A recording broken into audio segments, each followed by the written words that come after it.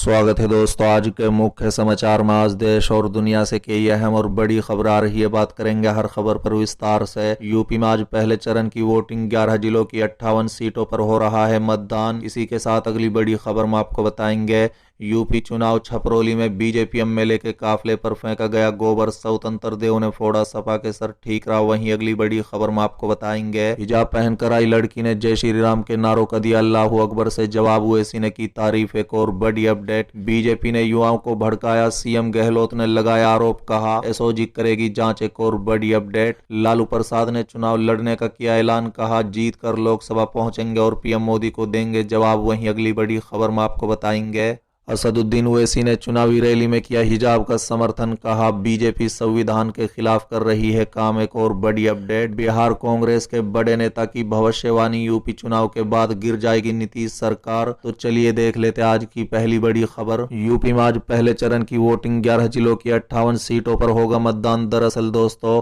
UP विधानसभा चुनाव के पहले चरण की वोटिंग आज शुरू हो चुकी है। बता दें कि पश्चिम यूपी और ब्रज क्षेत्र के 11 जिलों की 58 सीटों पर आज 10 फरवरी को मतदान हो रहा है।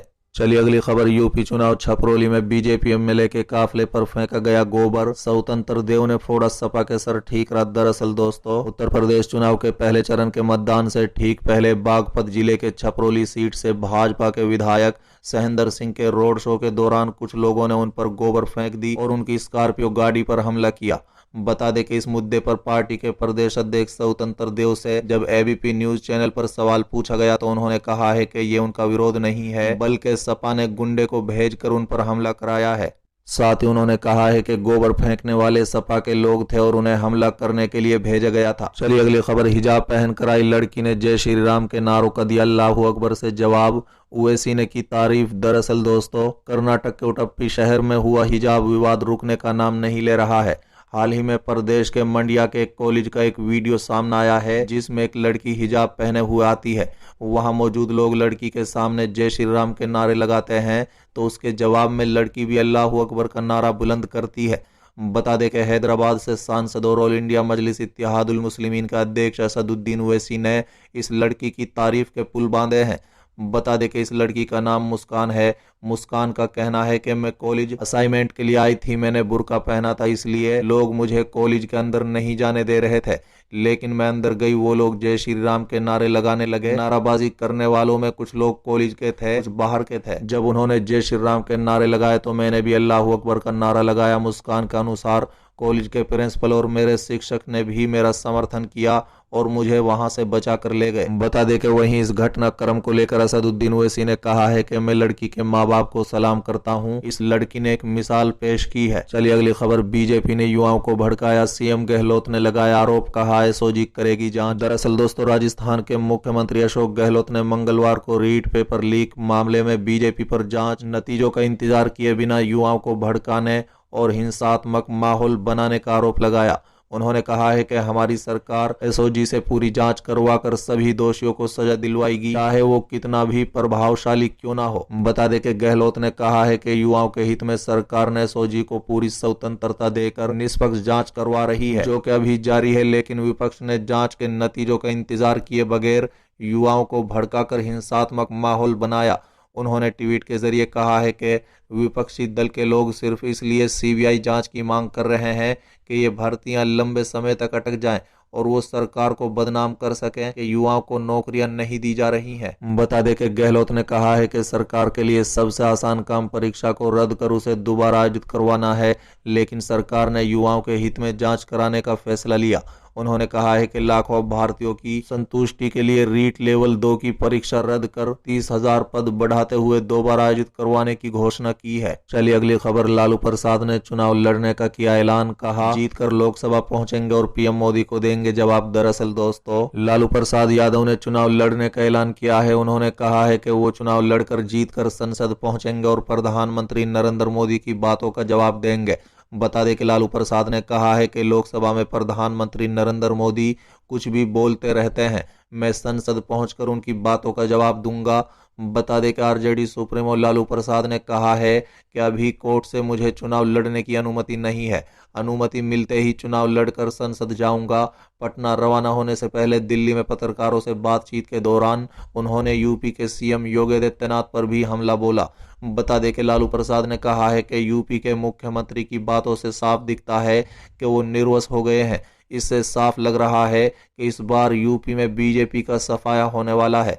तो वहीं लालू प्रसाद ने तेजस्वी यादव को आरजेडी अध्यक्ष बनने का एक बार फिर खंडन किया है। बता दें कि लालू प्रसाद ने कहा है कि मीडिया में ऐसी बातें आती रहती हैं। आरजेडी के राष्ट्र अधिवेशन का ये मुद्दा नहीं है, हम पहले भी ये बात साफ कर चुके हैं। इसके साथ ही उन्होंने विशेष राज्य के मामले पर कहा है कि इस मुद्दे पर जेडीयू बीजेपी एक साथ हैं। उन्होंने कहा है कि दोनों दलों के एक साथ होने के बाद भी बिहार को विशेष राज्य का दर्जा नहीं मिल रहा है। साथ ही लालू प्रसाद ने कहा है कि दोनों पार्टियां इस मुद्दे पर जनता को गुमराह कर रही हैं। लालू प्रसाद ने एक बार फिर बिहार के लिए विशेष राज्य के दर्जे की मांग की। बता दें कि 10 फरवरी को होने वाली आरजेडी की कार्य समिति की बैठक में शामिल होने के लिए लालू प्रसाद पटना पहुंचे हैं। उनका पटना पहुंचने पर कार्यकर्ताओं ने उनका जोरदार स्वागत किया। बता दें कि व्हील चेयर पर निकले लालू प्रसाद ने भी हाथ जोड़कर कार्यकर्ताओं का अभिवादन किया। चलिए अगली खबर। असदुद्दीन ओवैसी ने चुनावी रैली में किया हिजाब का समर्थन, कहा बीजेपी संविधान के खिलाफ कर रही है काम। दरअसल दोस्तों, कर्नाटक में हिजाब को लेकर शुरू हुआ विवाद की एंट्री उत्तर प्रदेश विधानसभा में भी हो गई है। बता दें कि मंगलवार 8 फरवरी को एआईएमआईएम चीफ असदुद्दीन ओवैसी ने संभल में एक चुनावी जनसभा को संबोधित करते हुए हिजाब का समर्थन किया। बता दें कि इतना ही नहीं, असदुद्दीन ओवैसी ने कहा है कि हिजाब पर बैन का ये फैसला सुप्रीम कोर्ट के फैसलों के खिलाफ है। इस दौरान युवाओं से ओवैसी ने कहा है कि अगर वो आज झुक गए तो हमेशा के लिए झुक जाएंगे। साथ ही संभल में चुनावी जनसभा को संबोधित करते हुए असदुद्दीन ओवैसी ने कहा है कि आज हमने वो वीडियो भी देखा कि हमारी एक बहादुर बेटी बाइक पर हिजाब पहन कर आती है, कॉलेज के अंदर आती है। ये 25-30 लोग उसके पास आकर उसे डराने की कोशिश करते हैं, नारेबाजी करने लगते हैं। मैं इस बेटी की बहादुरी को सलाम करता हूँ, ये आसान काम नहीं था। उस बच्ची ने उन नौजवानों की तरफ देखकर अल्लाहू अकबर कहा। ये मिजाज पैदा करना है और याद रखो मेरी बात, अगर तुम आज झुक जाओगे तो हमेशा के लिए झुक जाओगे। असदुद्दीन ओवैसी ने कहा है कि अगर आज तुम थोड़ी देर के लिए खड़े हो जाओगे तो देखो ये लोग जो तुम्हें डरा रहे हैं, जो समझ रहे हैं कि हमारे सिर पर काले बादल मंडरा रहे हैं, याद रखे कि एक दिन हमारा भी सूरज उदय होगा, लेकिन भीख मांगने से बादल नहीं हटेंगे। जब वोट की ताकत दिखाओगे तभी दुनिया तुम्हारा हक देगी। चलिए अगली खबर। बिहार कांग्रेस के बड़े नेता की भविष्यवाणी, यूपी चुनाव बाद गिर जाएगी नीतीश सरकार। दरअसल दोस्तों, कांग्रेस ने दावा किया है कि बिहार में बीजेपी और जेडीयू के बीच मतभेद उस स्थिति में पहुंच चुका है कि उसका समाधान मुश्किल है।